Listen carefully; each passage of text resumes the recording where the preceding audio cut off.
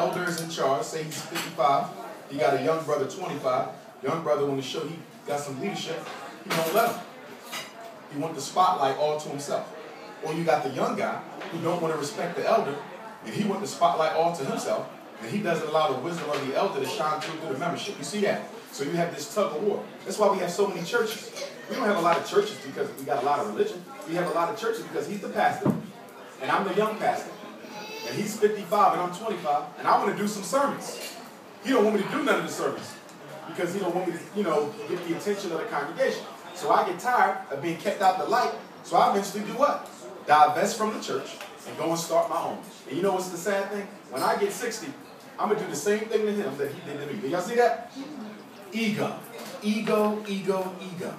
So we do need the elders, but if they're not there, you have to push on. The youth have always led. The problem with our people, black people, the only people where the elders are the leaders. Most other races, it's the youth who lead, but it's the elders who give the counsel. They pass the buck. They can't wait to pass the buck and give counsel. But because black men have been so psychologically castrated, whenever we get in a leadership role, we don't want to give it up because we're so used to not having the power to make a decision. We're so used to taking decisions, not making them. So when we get in that role, even if we're 75 years old, we don't want to pass it on because we're still trying to compensate for all the years white folk never gave us no power.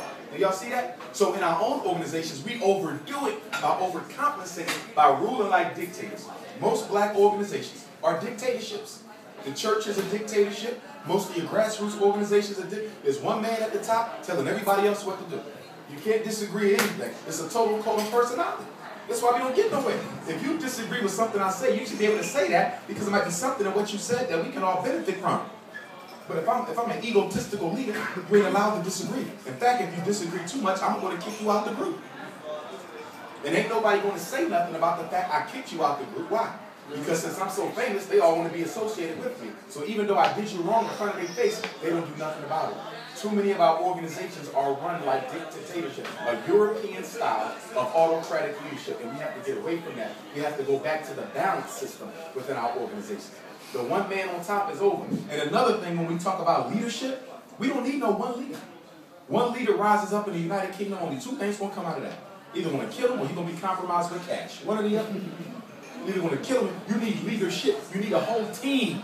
A whole team. For example, this might be the leadership council for the entire United Kingdom. Y'all debate, y'all fuss, y'all fight, y'all deliberate amongst yourselves. When y'all walk out that door, it's one voice, one decision.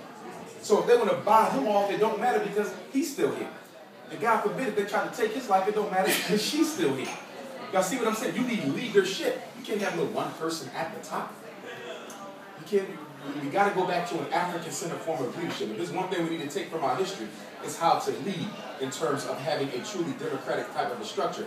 Because what we got now is the code of personality, and it don't benefit nobody.